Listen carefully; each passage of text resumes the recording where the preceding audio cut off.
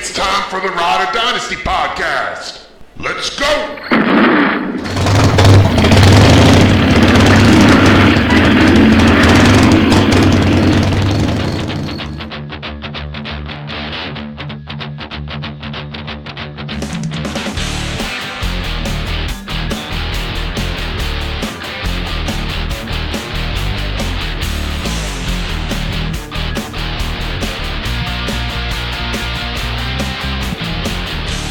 Welcome to the Rider Dynasty podcast with Ryan Bickerstaff, JJ Wenner, and your host, Michael Kloss. And hello, Riders. You are listening to the Ride or Dynasty podcast.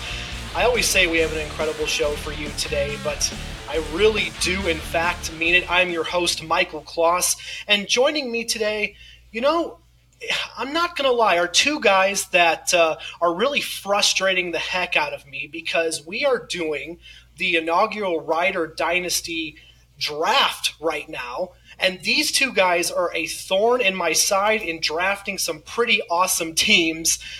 Joining me, of course, is Ryan Bickerstaff. Ryan, can you stop being so good, please? I'm going to keep trying to get better. I have some really exciting picks coming up. Hopefully I don't get sniped, but I've been doing a pretty good job of keeping all my rankings secret up to this point. So, and also joining us is my newest Twitter beef. That is the one, the only JJ Wenner. If there's anybody who can bring the beef, it's me. As Todd Rundgren said, hello, it's me. How's everybody doing? Just like an old Wendy's commercial, where is the beef? I love it. And like I said, we have a jam-packed show for you. What, you didn't like the joke? It's an old one. It's an oldie but a goodie. Ryan doesn't remember it. I remember that. I wasn't that young. Yeah. I'm not that young. Come on now. I do like the Todd Rundgren reference. That was good.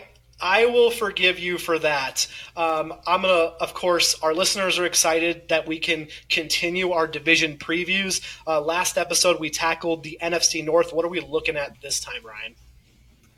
We're looking at the NFC South today. So we're going to be going under the hood, taking a look at each team in that division.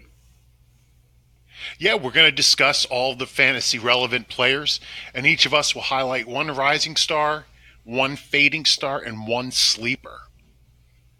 Well, before we get to that, just want to remind you that, all of our content we're continuing to post is at rideordynasty.com. That's our website. You can also find us on Twitter. Our handle is @RideOrDynasty. Please interact with us there. We'd love to talk with you. Now, before we begin, we have started out every division preview by just giving our picks of who we think is going to be the winner and the loser of the division. As Ryan said, we're looking under the hood of the NFC South today. So, Ryan, why don't we start with you again? Who do you have winning the division, and who is going to be on the opposite side of that? All right. I have the New Orleans Saints winning this division. They got screwed out of a spot in the Super Bowl last year. They still have probably the best team in the NFC. And I have the Carolina Panthers finishing last. I actually believe in what Bruce Arians can bring to the Tampa Bay Buccaneers this year. And, Cam Newton has his shoulder problems, and I could see the Panthers finishing last in this division. Yeah, I have the Falcons coming in first in this division. I think they made a big leap from their post-Super Bowl doldrums last year, and I think they're going to finish that rise back up to division champion this year. Last place is Tampa Bay. I think they have a lot of rebuilding to do. Bruce Arians is going to turn that team around, but it's going to take at least a year. I think I agree with you on last place being Tampa Bay. I don't have a whole lot of trust in Jameis Winston, and I hope that he hasn't soured too much because I would love to see him redeem himself. The division champion is the New Orleans Saints. I think that they're just adequately stocked, and that's probably undervaluing those players at each position, but at every position that they're set. So New Orleans Saints are my pick for division champion. Of course, we mentioned, as JJ said, we're going to look at one rising star, one fading star, and one sleeper.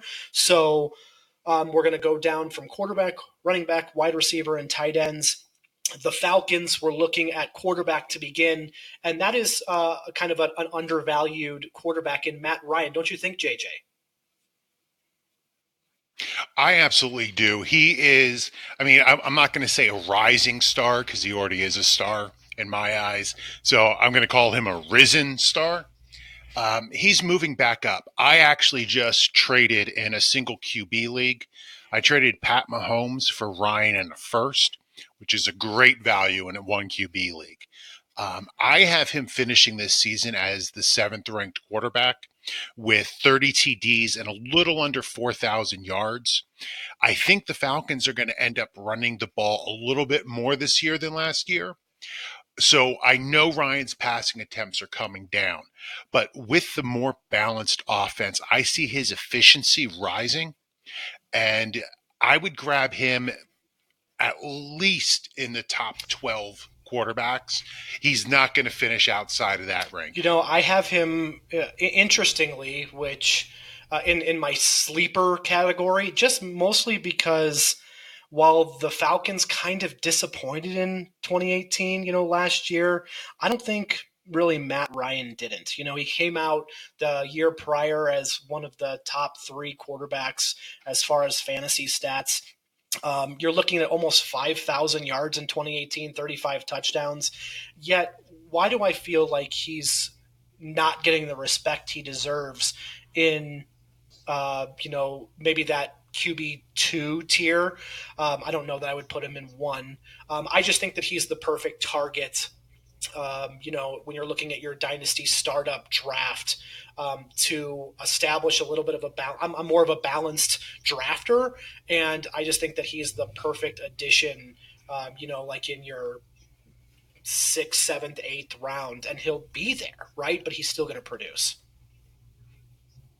Absolutely. I agree with you. Ryan, do you want to start us off with running back? We're going to start off talking about Devontae Freeman, who I actually have as my fading star right now. And the reason for that is because saying Mohamed Sanu is a fading star feels like a cop-out. Oops, that's my fading star. Freeman. Boy. Oops. Freeman, he's let's face it, he's injury prone. He just gets hurt almost every year, and he availability is the best ability. He's still a good player. I'm not going to take anything away from him in that regard, but I'm looking out for Ito Smith this year. He wasn't great last year, but Tevin Coleman's gone. He's off to, do his, West Coast version of New England's backfield over there in San Francisco. So I think that Ito Smith, whether Devontae Freeman gets hurt or not, is going to see the field a whole lot. And, after a year of getting acclimated, it takes some time for some of these guys. He might be a guy to keep an eye on. That's who I have down as my sleeper. Ryan, I love to play games, right? And a couple of podcasts ago, I kind of gave you an either or, and I'd love to do that right now with you just really quickly. And JJ, I'll post the a similar question to you as well. Kind of looking at some of our rankings that we go off of is with Devontae Freeman. I don't need a extremely long answer, but kind of give me what firstly comes to your mind. If you're drafting running backs, would you take Devontae Freeman or Damian Williams? Freeman. I don't believe in Damian Williams at all, though. Devontae Freeman or Dalvin Cook? Cook. JJ, Marlon Mack or Devontae Freeman? Freeman. And then Derrick Henry or Devontae Freeman? Freeman. So really, a pretty If you want to explain that, go for it. I don't know what there is to explain about Derrick Henry. He hasn't shown up for the first 3 quarters of each season.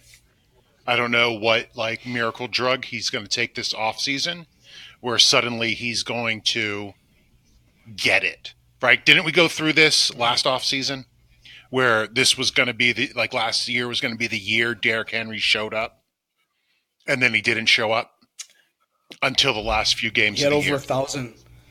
He had over 1,000 rushing yards and 12 touchdowns. Right. And when was it? It was all at the end of the year. It was in the second half of the year. I picked him up. In the second half. I picked Derrick Henry up off of waivers because he. Yeah, but that's when you want him, right? You want him for fresh for the playoffs, producing at his peak, right? I don't know that anybody knew that explosion was going to happen. Right. So if you you draft somebody highly and they don't perform for the first 10 games of the year, that's not a good thing because you won't make the playoffs. I had already made the playoffs and I took him and rode him to a championship. But if you're drafting him early, you're not going to make the playoffs. Well done. I know, Ryan, that you mentioned a little bit of Ito Smith. You like him as a sleeper. Is that correct? Yeah, I see him as maybe not right away this season, but I see him as an eventual like flex running back 3 kind of player with running back 2 upside if Freeman does get hurt again.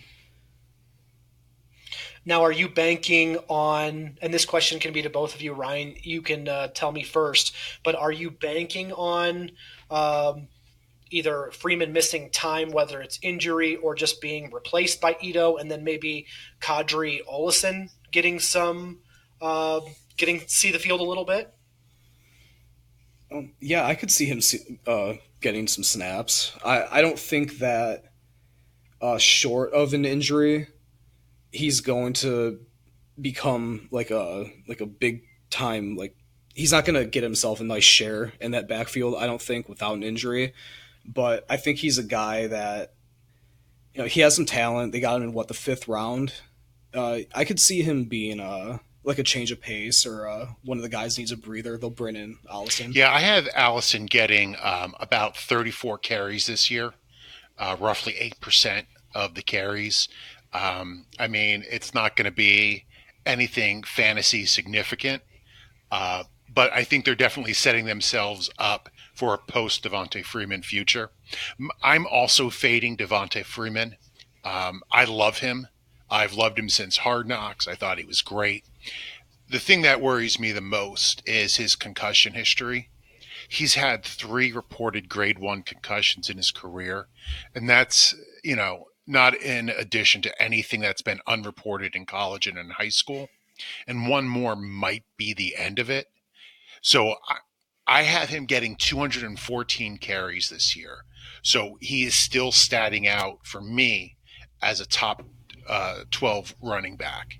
So, but if you can sell him this year, if he has a couple good games to start the year, this is what you want to do. You want to sell him and then get an early draft pick for the 2020. All right, well, let's move on to a article today that came across my feed that said Julio Jones is aging like fine wine. I know that he's looking for a contract extension. Is that right? Because he's under contract for 2019 and 2020, according to Spotrac, as I'm looking. I think he'll obviously get one at some point in time with the Falcons. And he's many people's I don't want to say wide receiver 1, but definitely in the top 3, even, again, as we're talking about dynasty startup drafts. He is my wide receiver 1. There you go. In dynasty? No, for this year. Even at 30? He's my wide receiver 1. No, thanks for clarifying. Yeah. Okay. Just, the amount of targets that he receives in I guess what you could say is a pass-heavy offense. Again, Matt Ryan looking to throw for 5,000 yards. Julio's going to get a big chunk of that. Wouldn't you say, JJ? Absolutely. Even in a dynasty league, I don't see why you wouldn't be taking Julio Jones early in the draft. Julio is easily going to play for 3 or 4 more years. If you're planning on anything more than 3 or 4 years in a dynasty draft, you're planning your draft incorrectly. So, people who tend to try to plan for 5, 6 years, that's not how Dynasty works anymore. The average player career is 3 years. So you should really try to snapshot your draft into 3-year chunks. And there's no reason why, as the wide receiver one in a Kyle Shanahan based offense, that you wouldn't take him. Yeah, Julio Jones is in pretty much an automatic 1,400 yards, which is just insane. Like, when you can pretty much chalk a guy up for that kind of performance, he's always going to have value, even at the age of 30. I think that the past couple years, there's been touchdown concern with Leo. Is there anything that either one of you can say to help our listeners or convince them that, you take the good with the bad, touchdowns, being something that you really can't predict, but that he is still and JJ, like I said, in your opinion, the wide receiver one, but he will still, bring that? Yeah, I mean, personally, I don't see any reason why he won't continue to perform at a high level. Touchdowns can be pretty random. I mean, last year you had Calvin Ridley score on 15% of his receptions, which is an outrageous number, something that can't be reproduced and has never been reproduced, except by, I think, Devontae Adams, and the only other guy who I think even came close was Jordy Nelson in back-to-back years. But I think when you look at what Julio put up last year, he got 8 TDs, which was amazing. I have him statted out at 7 TDs this year, maybe 8. I have him right on the edge between the two. So I have no concerns whatsoever for Julio going into this season. Yeah, I don't either. He's had his problems with in the touchdown department, but last year he showed that he can at least get a decent number there, and it kind of eased up on those concerns that I did have with him. I see him as a top 3 receiver in redraft leagues this year, and I have him as a top 5 still in Dynasty, actually. I actually drafted him recently in one of my startups. He's you can't go wrong with Julio Jones. But I would also like to talk about Calvin Ridley, his sidekick, because I feel like he's getting slept on a little bit. Ridley finished as the number 18 fantasy receiver as a rookie last year. I only see him getting better from there. The only way he can go is up. He had, I think, the most yards, right? The most yards as a rookie receiver. But I'm going to completely disagree with you about people sleeping on Calvin Ridley. I saw 2 Twitter polls in the last 48 hours that legitimately asked, who would you rather have in Dynasty, Julio or Calvin Ridley? And it was a 1-for-1. So unless I'm looking at people that aren't sure of what they're talking about, with all due respect, I'm again firmly in the Julio Jones camp on that. But I think that I felt like the hype is getting a little bit unreal. Like I said, I'm fading Mohamed Sanu. I don't have much to talk about with him, is because I think that people see Ridley as finally the number 2 on an offense that they can count on yards from a quarterback and an offense. You're looking at a new offensive coordinator in Dirk Cutter, right? Is he coming back to Atlanta and really succeeded with Atlanta there? I think I'm in the camp with you, as I do see Ridley as a rising star. I disagree in the fact that I have seen the hype, in my opinion, almost go a little bit out of control. Yeah, I must have missed those tweets. Yeah, I have to agree with you. And something to keep in mind, Matt Ryan has never had a second receiver with over 100 targets. That's good info right there, yeah. In his career. As a Kyle Shanahan offense, which is what this is based around, Kyle Shanahan's offenses have never had a second receiver. Only once, actually, which was the first year when he was in Houston, and he had a tight end who I forget his name, had 101 targets. But there is absolutely zero chance, zero, that Calvin Ridley gets 100 targets this year. I think I'm with you, and partly is that, and Ryan, I know that we are, or JJ, you and I are aligned on the tight end landscape. If I can jump here really quickly, Austin Hooper, I think one of the items that I wrote down that I was really excited about was just the target jump. In 2016, 27 targets. 2017, you're looking at 65 targets, 88 targets in 2018 with a catch percentage of around 80%. It feels like he really got that rapport with Matt Ryan and found himself really pretty early in the season last year. Yeah, absolutely. Very quietly, he has become one of the top, after your, of course, top 3 tight ends. But he's in that category right after them. I have him finishing this year in the top 5. Okay. Which, again, is quite below the first 3 guys, Kittle, Ertz, and Kelsey. But I just took him in the 6th round in our kitchen That's sink what I'm league saying, man. that I'm running, where tight ends... Told you, you're frustrating me. Absolutely. Where tight ends get 1.75 a catch and 0.15 per yard. He is going to be money this even year. more of a rise in targets, do you think? How about I'll put it in this over or under 88? 88 targets? For targets. Actually, yeah. I have him, I don't know where you got that number from, but I have him at 90 targets. Okay. I got the number from last year's targets, so 88 targets. Yeah, which, falls right in line with what this offense has been averaging under Dan Quinn as a head coach.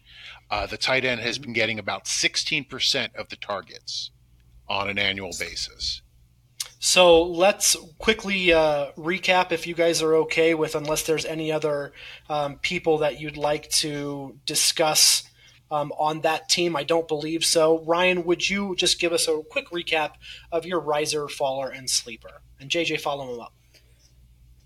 Yes. All right. So my rising star is Calvin Ridley. Fading is Devontae Freeman. And my sleeper is Ito Smith. All right. My risen star, I should say, is Matt Ryan. My fading star is Devonta Freeman after this season. And my sleeper is Austin Hooper. I am rising on Austin Hooper, fading on Mohamed Sanu, and then my sleeper that I categorized as Matt Ryan with the top 3 fantasy points scored in 2 of the last 3 years. We are extremely excited to see kind of where the Panthers and some specific players can go. You're starting, obviously, with the man Cam Newton, and everyone's talking about the injury to his shoulder, and is he throwing, and what's going to happen. Reports out of camp have been fairly good. They're keeping it kind of quiet. I think the expectation is he's ready for the season. Ryan, are we looking at a different Cam this year? No, I don't think so. I think Cam Newton is what he is, and he's a very good quarterback. But I don't think he's going to change his game very much, even despite the injuries. I think he's actually in line for a little bit of a bounce back year, but there is a chance that he misses some time every season, and I'm kind of banking on that. I can just see it where Newton kind of gets banged up mid-season, the team falls off track, kind of like it's happened the last couple of years. The Panthers tend to get this hot start and then just fall off a little bit. And but yeah, I'm expecting to see the same old Cam, but there's nothing wrong with that. He's a very good quarterback and definitely a solid fantasy option still. JJ, who is backing up Cam Newton? Well, backing up Cam Newton is they drafted Will Grier, but the backup they have in place is Taylor Heineke, who I think is going to keep his position for this year at least. I have him, Cam Newton, as Ryan said, missing only one game this year. I think even though his shoulder has been bothering him, they say he's been changing his throwing motion, which always concerns me. But I don't think we really have to worry that much about a backup this year. Okay. You're looking at running backs, and one of the most versatile running backs that we've seen in a long time. If your name isn't Alvin Kamara, which we'll get to just in a little bit, but Christian McCaffrey, highs in rushing yards and receptions. He is a multi-tool. Ryan, he's going to stay in your, top 5 rankings in Dynasty startups. Oh, absolutely. Christian McCaffrey has 1,000 potential. And he was pretty close last year. He's like 120, 130 yards away from it. Was it? It wasn't that far off. I'm not saying he's going to repeat that this year, but a player with that sort of upside, I'm going to have as a top 3 running back no matter what.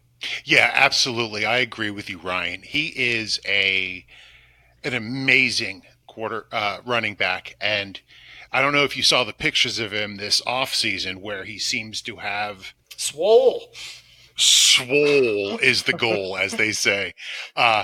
He looks pretty buff.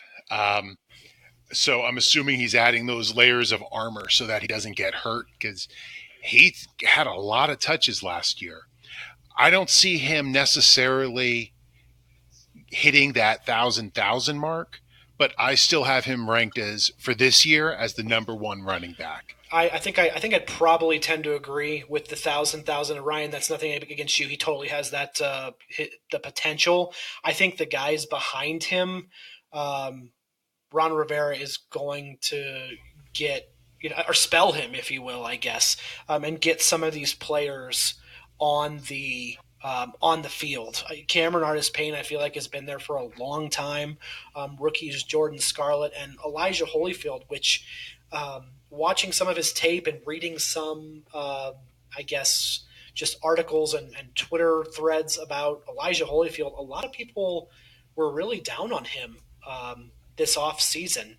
And I mean, watching him at Georgia, he looked like a fairly complete player, but again, lacking in several areas. So do any of these, as I mentioned, Ryan, do any of these players see a lot of the field at all?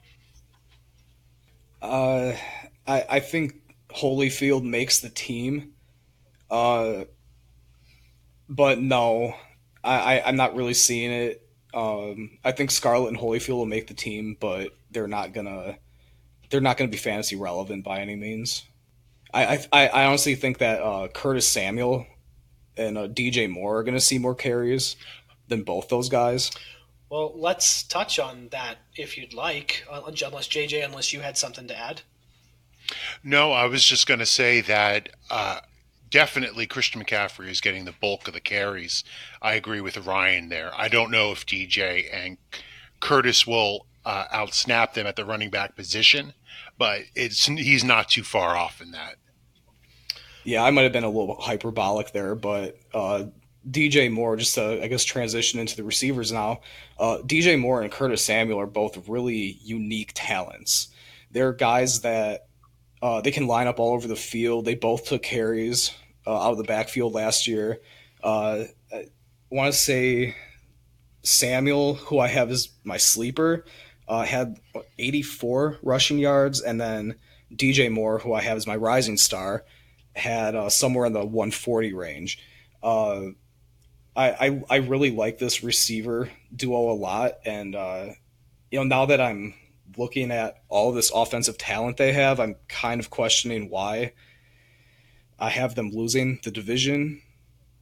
But anyway, moving along.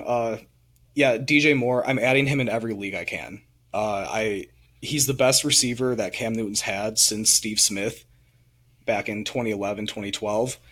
And I think that he has top 5 receiver potential at his peak. And I'm trying to get on that train now while he's still, you can still get him in the 5th or 6th round. And I really like Curtis Samuel a lot as a sidekick to DJ Moore too. He Oh, do you have something to say? Yeah, I was just going to say I agree with you about Curtis Samuel. I have him as my rising star. And I mean, do you guys remember after he was picked in the 2nd round in 2017, how he was kind of considered a bust? Right. Like he only put up 179 yards his rookie year with 0 TDs. Yeah, And people then need to stop doing that. They need to stop labeling a player a bust after one season. It's too soon. absolutely. Because last year, like Ryan said, he put up 575 yards and 7 TDs on 47 touches. That's 12.3 yards per touch. I mean, if you can pick this guy up in the 9th or 10th round, you got to grab him. I have him ranked right now almost, he's right around 30 in my rankings for this year, and he's only getting better. He is such a weapon for that offense. I mean, especially when you consider Christian McCaffrey and DJ Moore, they make a great 3-headed monster. And that was with Devin Funchess still taking snaps on that team. So if you like those numbers coming off that year, remember that that's as a 3 or a 4, spot receiver, removing AK, or at least what was thought of as the top guy in that offense. I know that Ryan and I, you and I, we're extremely high on DJ Moore's potential. I would love to see Curtis Samuel do well again, stepping up as that number 2 to actually finally, if you will, and just again to do nothing but echo your sentiment of, he's a guy that should probably be there. I'm a little worried of Chris Hogan. I don't know why I am, just because he steps into that role and he can do a little bit of damage. I don't think really anything of much of some of the other wide receivers. You're just looking at, again, an established player that can catch the ball. So we'll see kind of what happens with Chris Hogan on that team. Absolutely. And, you look at the rest of that receiving roster, they have Jarius Wright, the ghost of Torrey Smith. The only other person on that roster who I'm interested in is a rookie, Terry Godwin. He is no relation, of course, to Chris Godwin, but he is the only, outside of DJ Moore and Curtis Samuel, the only person who I would even pick in a super late draft. So pay attention, guys, because I might be picking him up late in our draft. I'm watching you. So what about tight ends?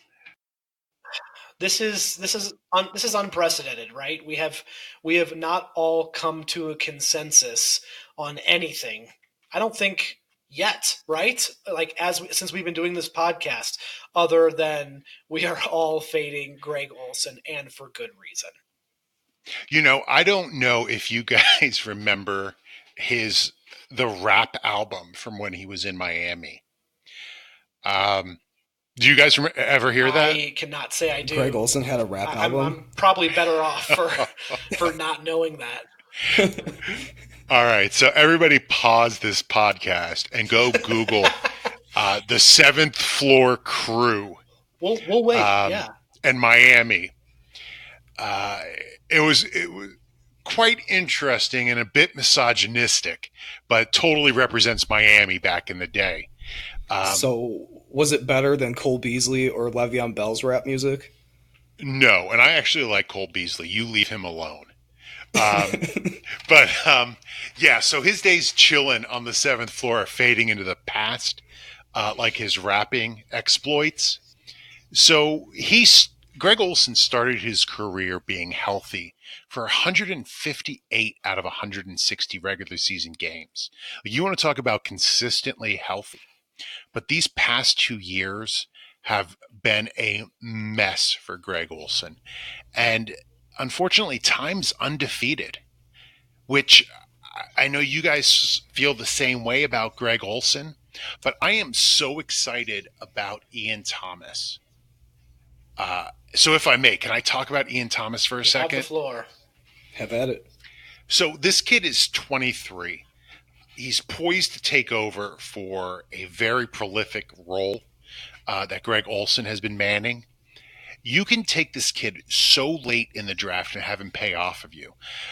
Over the last 5 games of the season, and I didn't know this, I wasn't paying attention.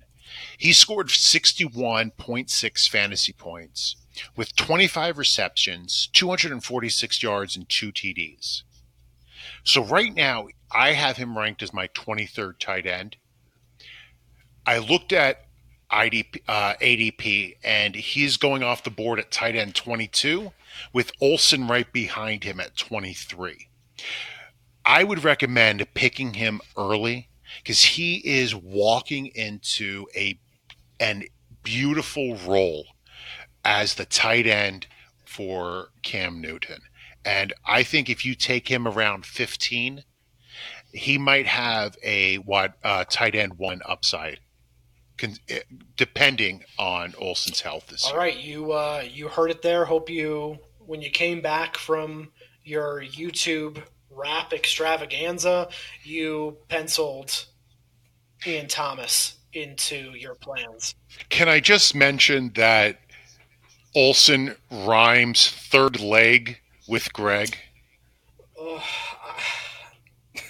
I'm And that's all I'll say. That's all I'll say. I'm sorry. I'm actually speechless because I've got a feeling I know where he was going, and this is a family podcast.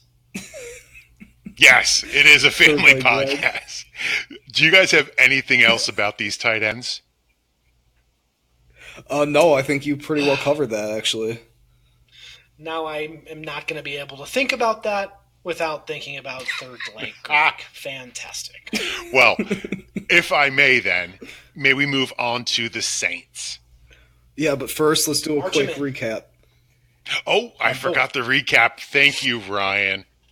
Go for it. Got your back. All right, so we're going to start off with mine. I got Rising Star, DJ Moore. Get him now while you can.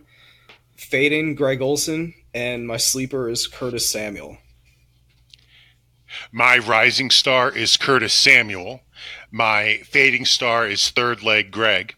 And my sleeper is Ian Thomas. How am I supposed to do the rest of this podcast right now? I don't know. We might actually have to pause the podcast just to listen to that as a group. Okay. Well, I'm going to try. Rising on DJ Moore, fading TLG, and then we're sleeping on Curtis Samuel. Okay. We're going to keep going. I'm gonna get through this. We're talking about the Saints. Oh man! Speaking of guys that really. No, I'm not even gonna finish that.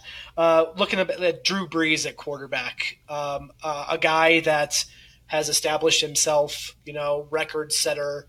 1 year left on his contract, if I'm not mistaken here. JJ. This is kind of a fairly good question, especially where we have Drew Brees ranked in our own rankings. Finish the sentence for me, or just fill in the blank, if you will.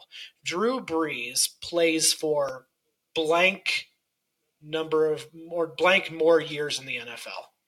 Some.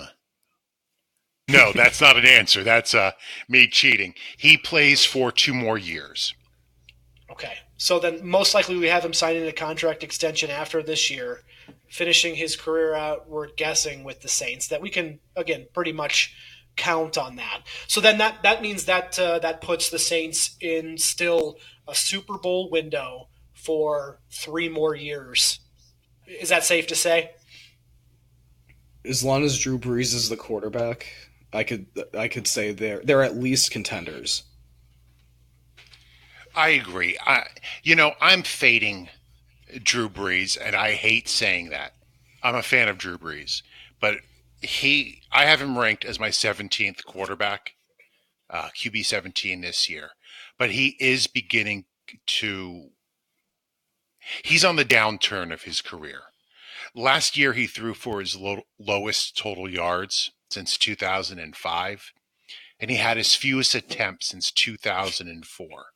Now, I know he had a good fantasy year, but his TD rate was sick. He threw TD on 6.5% of his throws, which is one of the highest of his careers. He is such a strong candidate for regression for his TDs in an offense that's looking to run more because they have Kamara. Vegas has them winning about 10 games this year, which means that they're going to be running more to put away games, to salt away their leads. If he comes out and has a few good games at the beginning of this year, sell Drew Brees. I hate to say it. I love Drew Brees. But sell him if you have an opportunity. I mean, you're speaking directly to me. In one of my dynasties, I have Jared Goff, Dak Prescott, Drew Brees, and Ryan Tannehill. And that's exactly what I was planning to do. Starting the season with, especially on some quarterback needy teams in that Superflex dynasty. That's fantastic advice. I wonder out loud here as I continue to talk, what is up with this Taysom Hill experiment? I don't think Bridgewater's going to see the field because Drew Brees is going to play unless they're in blowouts. And I just don't understand the Taysom Hill scattering him around the field. Is it just because he's too good of an athlete to sit on the bench? Yeah, pretty much. Go ahead, Ryan. I'm sorry. Yeah, he's a quarterback, but he can catch. He can play running back. He can return kicks. He's kind of just him to something else. That's my only thought. I agree. It's like get him on the field somewhere else. I agree. He reminds me of what Tim Tebow. Oh my God, Tim Tebow! I forgot his name. Of course, he was on my beloved Jets and was a complete tool as he got his picture taken running in the rain without his shirt on. But I live in Denver. People do not like Tebow here, even though he got them a playoff win. Yeah, he didn't get them the playoff win. He didn't get enough of this nonsense. He was a horrible QB. That defense did it. And the fact that Ryan, what was the safety for Pittsburgh, who had sickle cell and couldn't play in the Mile High Stadium? Oh my God. He is the reason. Sickle cell had more to do with Denver winning. Ryan Clark had more to do with the Steelers winning that game, losing that game than Tim Tebow did. Well, let's keep it back on track. Sorry, I digress. No, it's okay. As soon as somebody says Tim Tebow, some people either go, no thanks, I don't want to say anything about him, or let's talk about him for the next hour. Ryan, I do not think this is a cop-out that you have him as your rising star. Again, when you kind of told us that this is the route that you were going to go, a lot of people looked at his start to last year where Mark Ingram was suspended, and he, again, blew the doors off fantasy football. He's definitely a rising star, and please confirm for me. Yeah, Alvin Kamara. All right, so just to clarify, his start to last season when Mark Ingram was suspended, that's unsustainable throughout a 16-game schedule.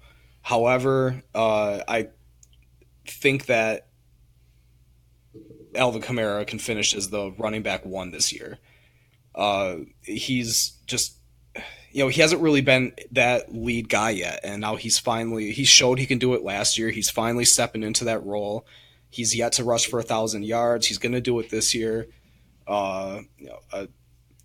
I think that I think that he could see around 800 receiving yards too. I'm predicting a really big year for Alvin Kamara, and there's still room for him to continue growing. We haven't seen his best yet. I mean, I'm with you 100%. I, again, have him in my top three, top four. I do think that he gets to 1,000 yards on the ground, based on, JJ's comments about how they do want to run the ball. They do like him on the goal line too. Let's not look at Latavius Murray and just automatically assume that that's going to be his role. I've watched Kamara just absolutely truck opponents on the goal line. Sure, he got stuffed when they played Dallas last year. Big deal.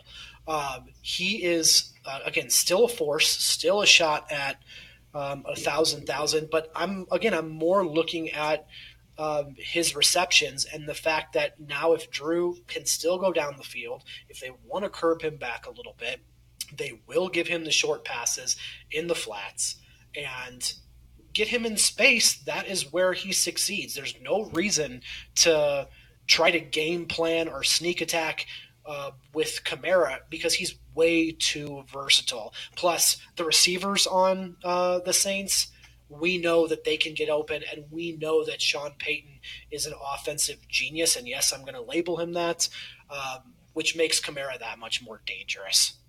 Well said.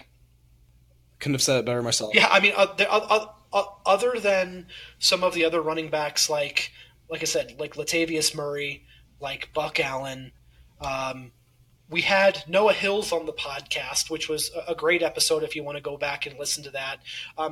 Is one of his favorite players was Divine Azigbo. I'm thinking that, he might get a little bit of love when Kamara comes off the field instead of maybe a little bit more of the bigger plotter Latavius Murray. I actually agree with that. I think Azigbo, by the end of the year, carves out a pretty nice role for himself in that offense.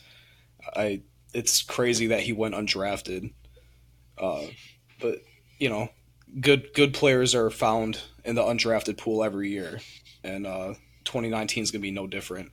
Yeah, he's going to have a little bit of an uphill battle to beat Buck Allen. I know, Ryan, you and I talked about this off the air the other day. Mm-hmm. Buck Allen is, I'm sorry, we don't call him Buck Allen anymore. Javorius Allen is a great running back, and he's a great receiving option. He performed last year. He's had great years for the Ravens. I know he's probably towards the tail end of his career, but I think Divine Azigbo can learn a lot watching what Buck Allen does. And you're absolutely right. Probably by the end of the year, they're going to change roles. But I think Buck Allen's going to be receiving a lot of passes out of the backfield in relief of Kamara this year. Let's move on to the wide receivers, and a player that has had two of the, if I recall, some of the best receiving years in his first 2 years, and that, to anybody that's been paying attention is not flying under the radar. But Michael Thomas is certainly started off to, gosh, I always hate when people say this, I'm about to, but is working on a short Hall of Fame career. I know you're going to hate that, but the records that he's been, pushing and the stats that he's been putting up are definitely worthy. I'm just going to go on record and say it. He could if he continues that pace. Outside of injury, Michael, I don't see there's any way that he doesn't make the Hall of Fame. Okay, good. I mean, I always get scared, when you start to say that, but I had to roll with it. I mean, there is nothing to say about him except that there's nothing to say that I can say about him that his stats don't scream out. Right. I mean, he's been in the league 3 years. He has 320 receptions for 3,700 yards and 23 TDs. That's averaging almost 12 yards per catch. I mean, that's what he averages every year since he was a rookie. I mean, he is my number 2 wide receiver for this year. I don't see how anybody's. He's sort of like Julio in that way. He is going to get the targets. He is going to make the catches. How do you get past that? His ADP right now is wide receiver 4, so you have a little bit of a window. If you can get him 3rd or 4th or 5th, he's going to end up the wide receiver 2 this year. I mean, am I alone in this? No, you're not. I said I'm almost embarrassed to have him at the tail end of my top 5. Because obviously we talked about Julio, and there's also Juju there, but yeah, I've got he's at 5 right now for me, so I think he's about as solid as they come. Yeah. Yeah, I feel like I might have to reshuffle my receiver rankings a little bit. Michael Thomas is he's definitely a special player. This pace he's on right now is just crazy. And I mean, he just to add to his resume, he already has 2 Pro Bowls and an All Pro under his belt too, and he's only 26. So after Michael Thomas is a little bit of a head scratcher, because it's almost like I can see this player being relevant because of Drew Brees. I can see the next player being relevant because of Drew Brees. And again, behind Michael Thomas, it could be he might score a touchdown this game. Maybe great for a best ball receiver. I've been looking at Traquan Smith a little bit. 13 games last year. He was the 67th ranked wide receiver based on total fantasy points. That was about 5.5 fantasy points per game. Just being a young guy and having another year in that offense, he's got to stay on the field to be relevant. But he's the most athletic and I would say the most dependable. My bet for a wide receiver 2 on that team. Ryan, what kind of insight do you have on Traquan Smith? I like Traquan Smith. I have him as my sleeper right now. Right, same. The Saints desperately need a receiver too. And Smith really flashed at moments last year, and I think that he's going to take a step forward again in 2019. Like you said, he's athletic. He's a good player, and I think after a year of acclimating, just learning that system, the playbook, and everything, I think that we're going to see a better version of Traquan Smith emerge in 2019. What are we looking at as I was kind of waxing poetic on some of the other wide receivers? JJ, can you give me a little bit of a hint to what other names are on that depth chart? Well, the player I'm fading along with Drew Brees is Ted Ginn, and I love Ted Ginn, but he has more of a chance to win the Ocho Cinco 40-yard dash event that's coming up than he does of catching 25 balls this year. The team has added more weapons, and I just think Ginn's going to continue to slide down the depth chart. He still might get some of those deep shots because he is fast, but I just don't see him holding up his end. And I have to say, I don't know what's going to happen after Michael Thomas. Like, I want to see Traquan Smith get there, but this was the hardest team I had. This was the hardest team for me to project a depth chart for as far as wide receivers. Yeah. But somebody who has kind of stuck out to me is an undrafted free agent, Emmanuel Butler, from Northern Arizona. I like this player. The reports out of camp are that he's looking good. The depth chart is wide open for him. So his size and speed comps are Eric Decker and Jordy Nelson. Ooh. He is 6'3", 217, and ran a 4.53 40 with a 36-inch vertical. I mean, right now, like I said, it's wide open. And his main competition for targets are Traquan, Ted Ginn, and Keith Kirkwood. If he can move up the ranks He could see upward of 80 targets this year. Now, I don't think he's going to overtake Traquan, but Ted Ginn and Keith Kirkwood, man, they're ripe for the taking. I can see that. I remember I wrote about Butler back in February when I did a piece on underrated wide receiver prospects, and it's kind of nice to see him surface on a team like New Orleans where he's going to have that kind of opportunity. That and he's showing out a little bit too. Yeah, I like that. I think I could actually see him being the wide receiver 3 in New Orleans by the end of the year. Yeah, that would be fantastic. Is there anybody else on this depth chart? If I may say a few names, see if anything makes you interested. Cameron Meredith, Austin Carr, Rashard Matthews, and my favorite name of any rookie this year. Yes. Lil Jordan Humphrey. Not Big Jordan. Not to be confused with Big Jordan. No. Not Big Jordan.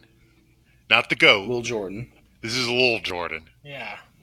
I mean, I'm sure he's a great player. Out of Texas. Awful name. Not to commanding exactly the respect I would hope. Maybe it was cute as a baby.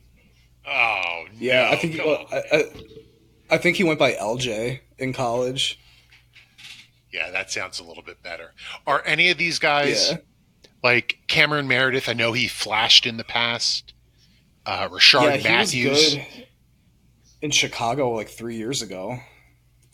Matthews, he has a 900-yard season under his belt, but these guys are. Meredith tore his ACL a couple years back. He hasn't recovered. Rashard Matthews hasn't been good in a few years. Austin Carr, was he really ever on anyone's radar? Fun fact, I did watch Cameron Meredith play at Illinois State back when I was a sports reporter in Peoria. So it is fun to see him do well, but I don't have any high expectations. He was one of those that certain fantasy quote-unquote experts had love affairs with last year, and it didn't come to fruition. I could see him rising. I could definitely see him becoming a favorite target of Drew Brees just because of his talent, but he's not really somebody that I'm drafting it. That would definitely be a waiver pickup unless you're in a crazy deep league. Did you say you were a reporter in Peoria? Believe it or not, Peoria, Illinois. Isn't that where Wayne's World said they were from? That was Aurora, Illinois. My bad. Which is actually interesting because my wife's brother went to high school in Aurora, Wabansie High School. So he was well versed in that when that movie was coming out. Nice. So, speaking of Wayne's World, that's a bad transition. What about the tight ends? We're talking about third legs today. There can't be any other bad transition. Oh, my God. I had just gotten that out of my mind. You brought up Eric Decker. You're talking about I did. Greg. Oh, man. All right. Yeah, let's talk tight ends and third legs and more tight ends. Go ahead, Ryan. I'm gonna start off, but I have to fade Jared Cook. And this is a thing. I've faded him last year, and I was proven very wrong. But I'm doubling down. I think this is the year that he sees that drop off. I don't think he's going to be terrible. He might have like 500 yards-ish, but he's not going to be the same player he was for Oakland last year. I respect your tenacity and the fact that you're probably going to fade him every year until he actually fades. But hey, I respect that resiliency. I actually think Jared Cook is going to have a pretty solid season for them, especially with Drew Brees. He's going to see a lot of accurate passes, something that he hasn't really seen a lot of in his career. I have him projected to be tight end number 6 this year. I see him getting over 100 receptions. The tight end position was something that was lacking last year, and that's why you. Wait, you said 100 receptions? I have him at no. I'm sorry, 100 targets. Whew. Yeah, Oh, okay. no, No. I have him at It's 100 worth targets, noting. 63 receptions, 800 yards, and 5 TDs. But yeah, I have him coming in at tight end 6. Like JJ mentioned, Ryan, it's important that if we continue to do this pod for the next 20 years, and he's been retired for 10, you got to keep fading him. I'm looking for a yearly tweet that just rips Jared Cook apart. This is the year. Jared tweets you back and just be like, dude, I've been retired for 6 years. Get off my back. All right. With that, we want to do a quick recap of our 3 players that we mentioned. Ryan, as always, start us off. All right, so Alvin Kamara is rising, Jared Cook is fading, and Traquan Smith is a sleeper. All right, and I have Michael Thomas as my risen star. I'm fading Drew Brees and Ted Ginn. My sleeper is Manny Butler. Looking at rising Alvin Kamara, fading Latavius Murray, and then Traquan Smith was a sleeper. The last team on our docket for the division is the Tampa Bay Buccaneers. Starting off with Jameis Winston, I feel like it's a you-know-what or get off the pot for Jameis this year. New coach. Always seems to pick it up fantasy-wise, but if you're in one of those leagues that awards a ton of negative points to interceptions, you're probably staying clear. Ryan, what are we looking at, and where do you have Jameis Winston ranked for the upcoming season? And then if you'd like to continue what your thought process is for years to come, please go ahead. All right, I have Jameis. I don't have my rankings pulled up right now, but I believe I have Jameis ranked in the late teens right now. He's shown that he can be a solid fantasy option at quarterback. So he at least has a decent floor. Sorry for putting you on the spot. 16 for you. 16. All right. So right in the middle of the teens. I think he can have that type of fantasy season. It's just a matter of this is I feel like this is make or break for him this year. If he can't put it all together under Bruce Arians, I just don't see Winston ever getting it together. And I think Tampa's going to move on from him if he doesn't at least show that he can get them to the playoffs. If they don't get there in 2019 is one thing, but if it looks like they're going to be still hovering in that 5-win range, I think they're moving on from Winston. And but I think he's still going to be a quality fantasy player. So yeah, you're not going to give Blaine Gabbert he went to my high school. I'm not saying I went to his high school, Blaine Gabbert, but you're not going to hand Blaine Gabbert the reins. It's going to be all Jameis all the time. So maybe again, opportunity can be everything. If you know that you're on the field and you know you're not going to get replaced, that Fitzmagic, Jameis Winston back and forth last year. Again, I'm not an athlete, and I'm not going to say it's soul crushing, but there's got to be some component that messes with your head there. Yeah, absolutely. That was horrible to watch last year. What was it, Fitzpatrick in that borrowed suit, that meme that's probably still circulating to this day? Yeah, he was living it up, those first couple of games. And then Winston came back, had a couple successful games right off the bat, but he's just an interesting player that, maybe they will move on, but he is the show. I totally copped out because I made Jameis Winston my riser. I made Jameis Winston my fading, and I made Jameis Winston my sleeper. And I put a couple choice words on the show doc that I'm not going to repeat here, but I mean, I just the outcome of possibilities for Jameis Winston are just so huge that I think it would be it would be a disservice to our listeners or the fantasy community whatsoever. Sure, make your takes. I get it. I just don't feel comfortable even projecting what this guy can do. I also have him in like a 17th ranking, just a safe halfway middle ground for this quarterback because I can see him blowing up. I can see him having a successful season, especially with these wide receivers. I can also see him falling flat on his face. So I've not rated a player to have this many range of outcomes as Jameis Winston, and I'm honestly not afraid to talk about it, saying I'm just not sure.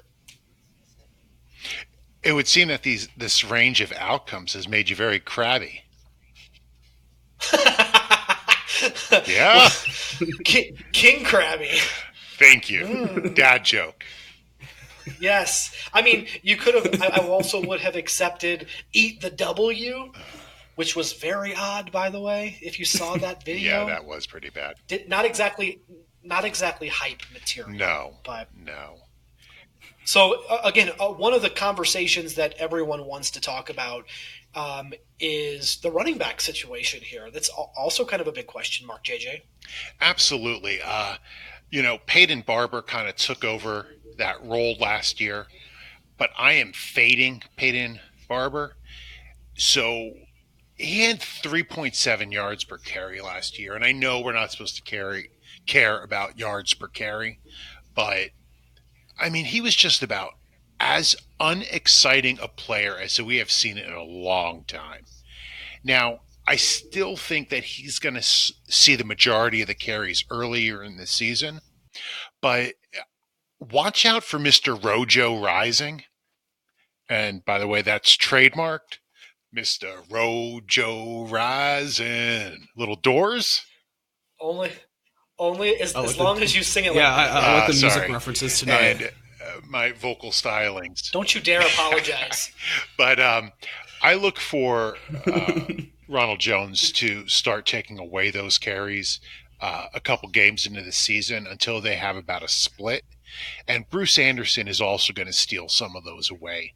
And Barber's going to fall this year to like running back 3 territory. So I am definitely fading Peyton Barber. Now, Ryan, I know you would agree with that. Fading Peyton Barber? Yeah, absolutely. I haven't given up on Ronald Jones. I said in the last podcast that he was my running back 3 entering the draft last year. So far, it looks like a terrible take, but I'm not giving up on him yet. Sometimes, it just I say it all the time. Sometimes it takes a year or two for these guys to get, heated up, and it's a new coaching staff, it's a new system, it's a new year, and I think I have Ronald Jones as my sleeper, and I think he could surprise a lot of people. He might not be a 1,000-yard rusher, Ryan, but I think he might be a solid flex option. I was going to ask you, Ryan, what you say to the people that watched Ronald Jones in college at USC and he couldn't catch the ball. And then you're thinking about, just most recently, David Johnson, not comparable, but likes to be able to throw to the running back. Is this just something that he's just going to have to cure in camp? Because we've seen a player like a Jordan Howard sit there and go, I'm going to work on catching the ball out of the backfield, and that's all I'm going to do this season. And then it just didn't happen. Yeah. Is Peyton Barber going to be a receiver out of the backfield? I don't know much about Bruce Anderson, but I think if anyone's going to be the, receiving back in Tampa, it's going to have to be Ronald Jones. I think he's the most athletic of the 3, just pure athleticism. And I think he might have the best big play ability of the 3 also. It sounds like it's something he's going to have to, stick his nose to the grind and get better at doing that. Let's venture into the wide receiver pool. I think that there's one wide receiver that everyone is high on, and for good reason. There's another wide receiver that is just absolutely in fuego this offseason. I think people can't keep their hands off of him. You know who I'm talking about, JJ. Would you introduce both of them if you would? All right. So my rising star, again, this is a risen star, is Mike Evans. And everybody is all hot and bothered over Chris Godwin. But I'm going to leave that one to Ryan. Yeah, same thing with Michael Thomas. Mike Evans has averaged 143 targets a season since his rookie year. Um, he has 1,220 yards a season, 8 TDs. Bruce Arians targets his wide receiver one an average of 132 times per season, Dang. going all the way back to 2007. And except for one outlier season, Bruce Arians' wide receiver one has finished in the top 10 every year since like 2010. So there is no reason why you're not drafting Mike Evans early and often, as we would say in Chicago. I have him ranked in as my number 10 wide receiver. But tell me why Chris Godwin is amazing. All right, Chris Godwin. I have him as my rising star. He was, I believe, the number 25 fantasy receiver last year, and that was while sharing targets with Evans, Deshaun Jackson, Adam Humphries, OJ Howard, Cameron Brate. All right, this year Jackson and Humphries are gone at least, and Godwin steps in as the sure thing number 2 receiver behind Mike Evans. I'm projecting a sizable jump for Godwin this year. I was a big fan of his coming out of Penn State a couple of years ago, and lucky year 3 for wide receivers. I wouldn't put it out of the realm of possibility that Godwin could see 1,100 receiving yards and like 8 or 9 touchdowns. I have him rated as my receiver 18 for Dynasty right now, and that actually feels a little low given the potential I see in this offense this year. You talk about potential. Tampa Bay led the league in receiving offense last year, averaging 334.9 yards per game. That offense, again, they went what?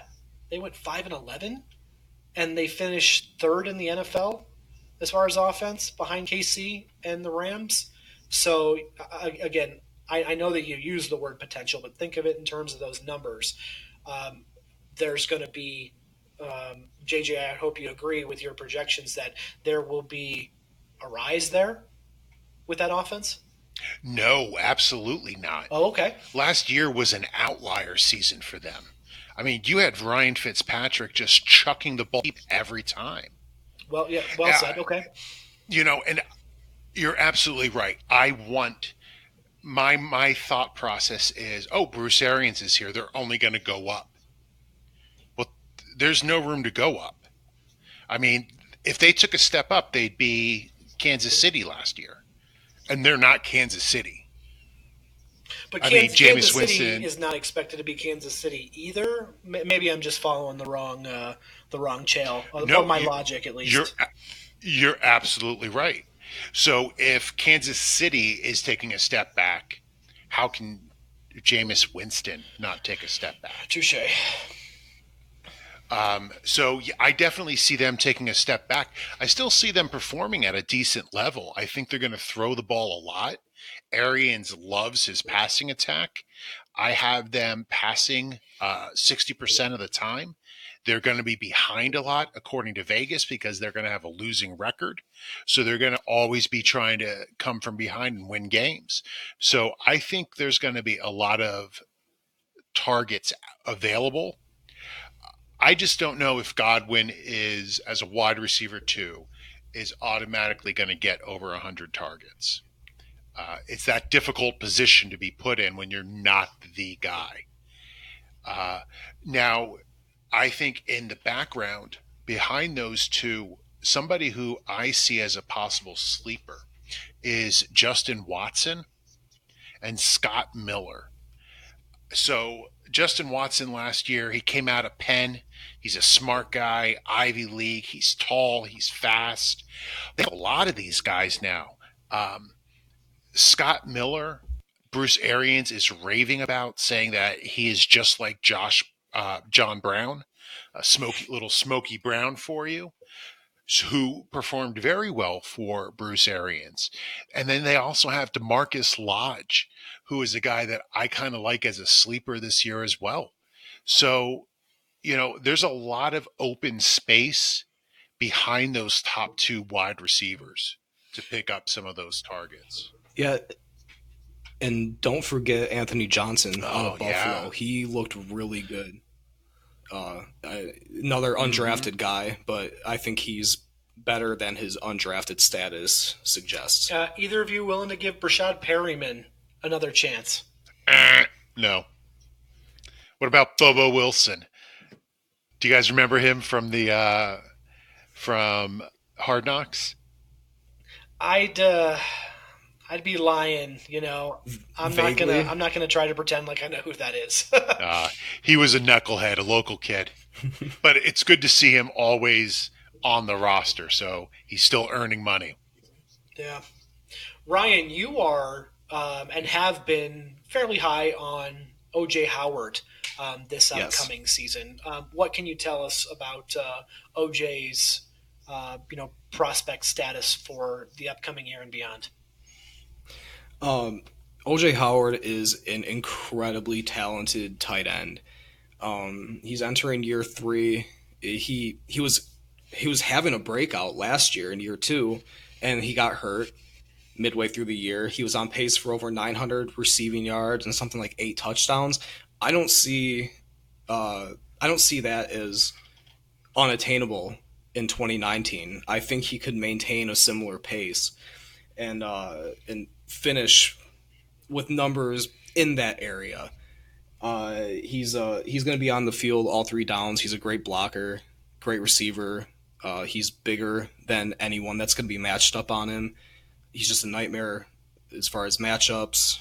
He's fast. O.J. Howard's just he's a physical specimen, and he's a good football player to boot.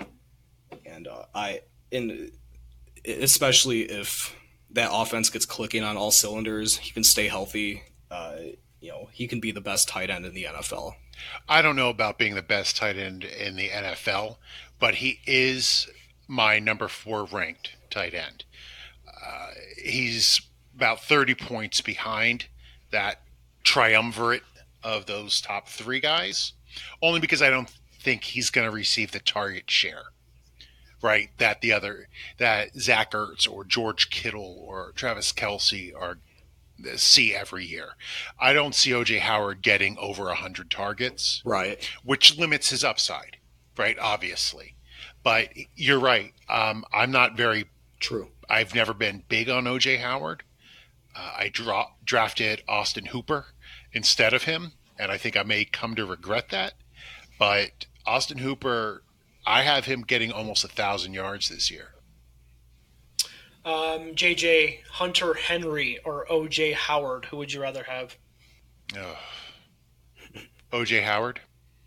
Ryan, Eric Ebron or O.J. Howard? O.J. Howard. I'm going to stick Easy. with you. One more. Evan Ingram. I'm going to answer for Ryan. All right. Ryan, you tell me if I'm right. Evan Ingram or O.J. Howard? Ryan says O.J. Howard. Ryan says O.J. Howard, yeah. Okay. Just wanted to make sure. Does Cameron Brate,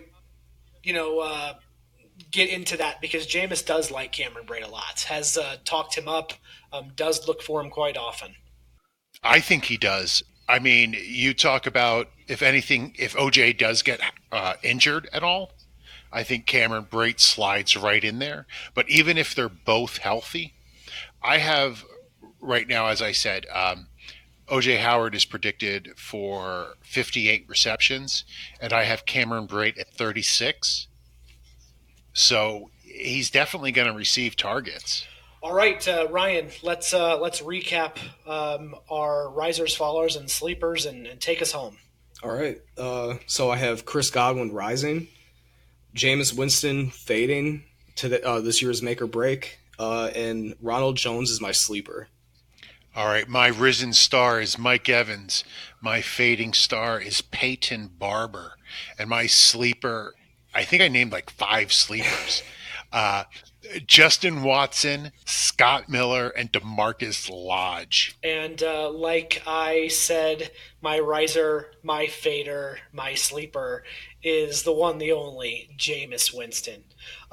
Thank you, listeners, and our writers here for sticking with us for the better part of almost an hour and a half. We're gonna let you go and deliver some more podcast knowledge to you. But again, hit us up on Twitter at Rider Dynasty or at RiderDynasty.com.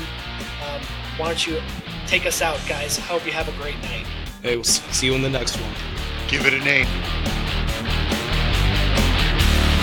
Thank you for listening to the Ride or Dynasty podcast. If you have enjoyed the pod, please subscribe and leave us a rating and review on iTunes. Follow the guys on Twitter at Ride or Dynasty. You can follow JJ at JJ Wenner. Ryan is at BixPixFFB. And Michael is at Michael S. Kloss. Check out our website, rideordynasty.com. And remember, we have your back.